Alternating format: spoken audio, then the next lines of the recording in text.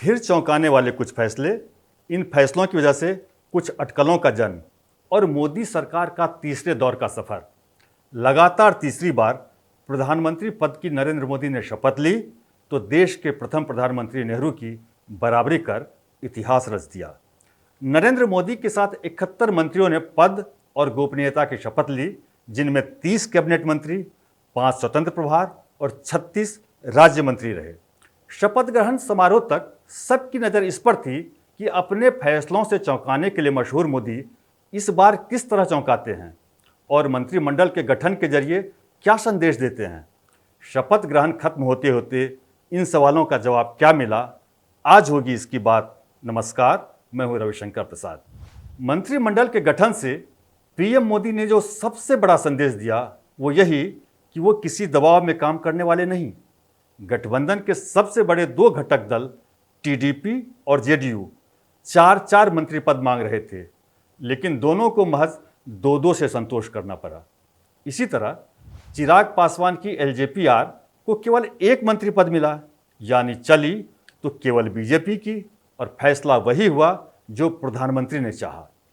मोदी सरकार में जो कुछ सरप्राइज दिखे उसमें लुधियाना से चुनाव हारे रवनीत सिंह बिट्टू और तमिलनाडु के नीलगिरी से उम्मीदवार रहे एल मुरुगन को मंत्रिमंडल में शामिल किया जाना रहा।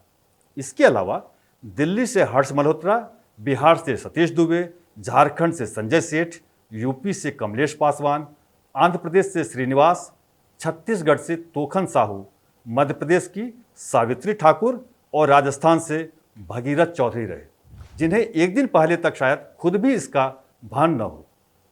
बड़े बदलावों के लिए मशहूर नरेंद्र मोदी ने जिस तरह बड़े बदलावों से परहेज किया, वो भी नई सरकार का बड़ा बदलाव वाला संदेश रहा। पुरानी टीम के अनुराग ठाकुर, स्मृति ईरानी, राजीव चंद्रशेखर और पुरुषोत्तम रूपाला जैसे नेताओं को भले ही जगह नहीं मिली, लेकिन ज़्यादातर पुराने दिग्गज फिर नई सरकार में दिखे। इनमें सीसीएस में शामिल चारों चेहरे अमित शाह, राजनाथ सिंह, निर्मला सीतारमण और एस जयशंकर हैं। इस बार पिछली सरकार के 19 मंत्रियों को रिपीट किया गया, जबकि बीते 10 साल को देखें तो 10 साल के 14 मंत्री तीसरे टर्म में भी रखे गए। प्रधानमंत्री ने पहले ही दिन 71 मंत्रियों को शपथ दिलाकर ये भी साफ कर दिया कि डे 1 से ही उनकी सरकार धार और रफ्तार से चलेगी और निकट भविष्य में मंत्रिमंडल का विस्तार नहीं होगा। चूंकि केंद्रीय मंत्रिमंडल में अधिकतम 81 मंत्री ही हो सकते हैं, इसलिए नरेंद्र मोदी ने इसके जरिए 2 खास संदेश डाले। पहला ये कि अब निकट भविष्य में कोई मंत्री बनने की हसरत न पाले, और दूसरा ये कि जिन्हें जो जिम्मा मिले उसमें वो देश की उम्मीदों पर खरा उतरे।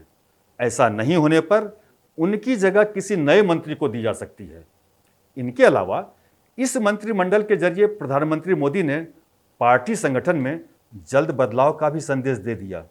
जिस तरह 2014 में राजनाथ सिंह बीजेपी अध्यक्ष थे, लेकिन चुनाव जीतने के बाद वो मंत्री बनाए गए।